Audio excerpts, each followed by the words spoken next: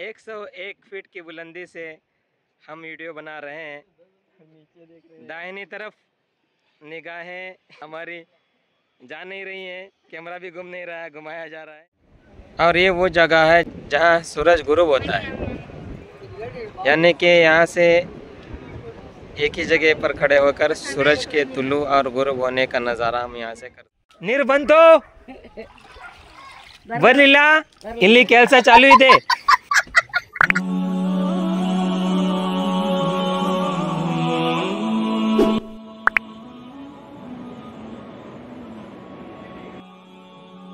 ज़िंदगी घुट घुट के गुजारने का नाम नहीं।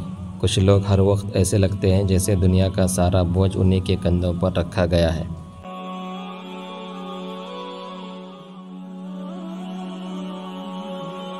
ज़िंदगी तो जिंदा दिली का नाम है। जिंदा दिल लोग हर हाल में खुश रहते हैं और अल्लाह ताला का शुक्र अदा करते हैं।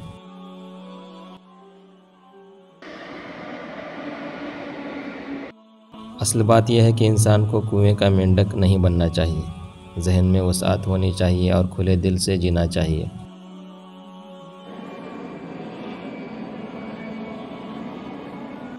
लोग क्या कहेंगे, इस डर से जीने वालों की ज़ुबानें कभी नहीं खुलती। यहाँ तक कि वक्त पड़ने पर भी लोग ज़ुबान नहीं खोल पाते, इसलिए कि बोलने की आदत नहीं होती। अकेले में बड़बड़ाने और भीड़ में दहाड़ने में फ़र्क होता है।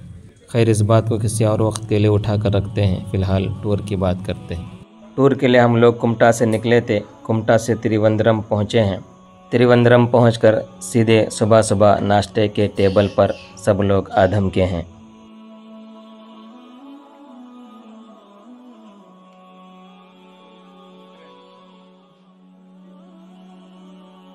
कुल्लुथुरा स्टेशन से बस किराए पर ली है हमने।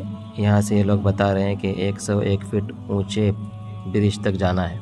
अब वहाँ जाकर ही समझ में आएगा कि ये पुल कितना ऊंचा है। ये एक यादगार तख्ती है जो उस अजीम पानी के पुल की निशानदेही है जो अरोमुकार गांव में तामीर किया गया है। ये पुल एशिया का सबसे बड़ा और लंबा पानी का पुल शुमार होता है, जो मशहूर अवामी रहनुमा के कामराज के दौरे हुकूमत में बनाया गया था। के कामराज तमिलनाडु के वज़ीर आला थे, जिन्हें अवामी खिदमत, तालीम और देही तरक्की के लिए हमेशा याद रखा जाता है। अस्सलामु अलैकुम वरहमतुल्लाहि वबरकातुहू। 101 फीट की बुलंदी से हम वीडियो बना रहे हैं। दाहिनी तरफ निगाहें हमारी जा नहीं रही हैं, कैमरा भी घूम नहीं रहा है, घुमाया जा रहा है। इस पुल की तामीर का मकसद जनूबी कन्याकुमारी के किसानों को पानी फराहम करना, ज़मीनों को ज़रख़ेज़ बनाना और ज़रई तरक्की को फ़रोग़ देना था। ये नाली नुमा पुल 1042 फीट लंबा और 101 फीट ऊंचा है, जिसमें पानी के बहाव के लिए 10 बड़े रास्ते बनाए गए हैं। ये मंसूबा कम लागत में मुकम्मल हुआ और आज भी अवामी फ़ायदे के लिए काम कर रहा है। यह पुल सिर्फ पानी की गुज़रगाह नहीं बल्कि के कामराज की क़यादत और अवाम दोस्ती की रोशन अलामत भी है, जिसे कई सालों पहले तकरीबन 1964 से 1969 के दरमियान इसे बनाया गया था और उस वक्त 12,90,000 रुपये इसका ख़र्चा आया था इस डैम को बनाने के लिए। शुरू में हम जब इसके अंदर दाखिल हो रहे थे, वहाँ एक तख्ती दीवार पर आवेज़ा है, इसके मुतालिक वहाँ जानकारी दी गई है।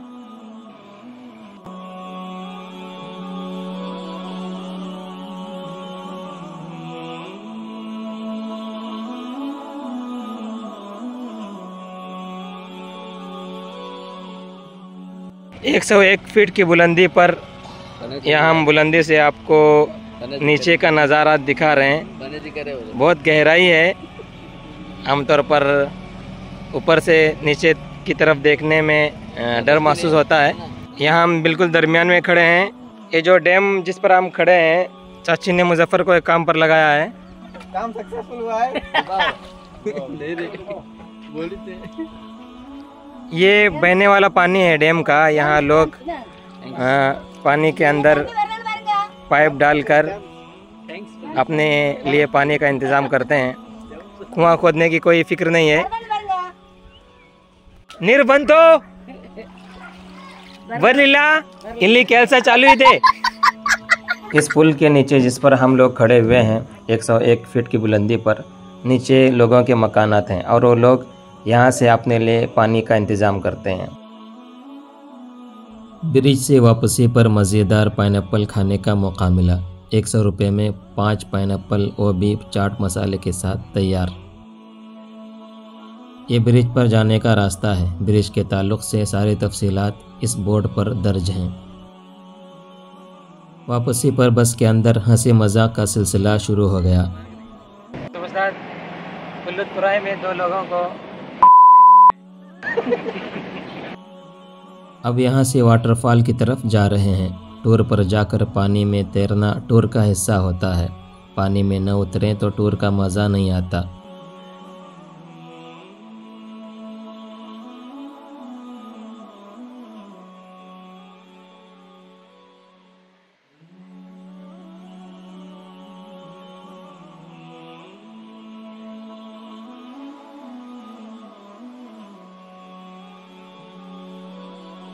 तालीम गाहों में उस्ताद और शागिर्द के दरमियान अदब की दीवार ज़रूर होनी चाहिए, मगर टूर पर अदब के साथ साथ मोहब्बत और एहतराम को भी मलहूज़ रखना चाहिए। तब कहीं जाकर तफरीह का मज़ा दुगना हो जाता है।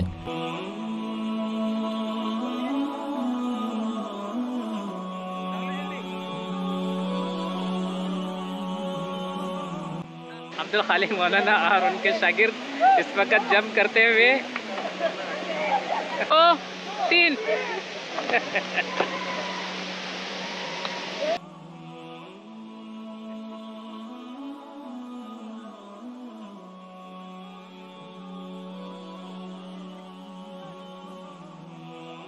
वाटरफॉल से स्टेशन वापस आकर कन्याकुमारी की आखिरी बाउंड्री पर पहुंच चुके हैं।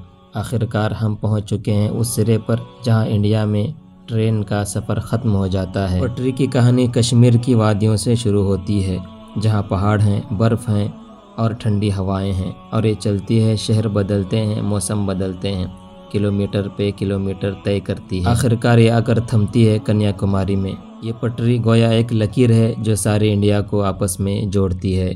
खाने के बाद निकले हैं वो जगह देखने के लिए जो यहाँ की मशहूर तरीन जगह है। यहाँ शाम के 4:30 बजे के बाद टिकट नहीं मिलता। अब हम लोग टिकट लेकर अंदर दाखिल हो चुके हैं। बोट के ज़रिए वहाँ तक लोगों को पहुँचाया जाता है।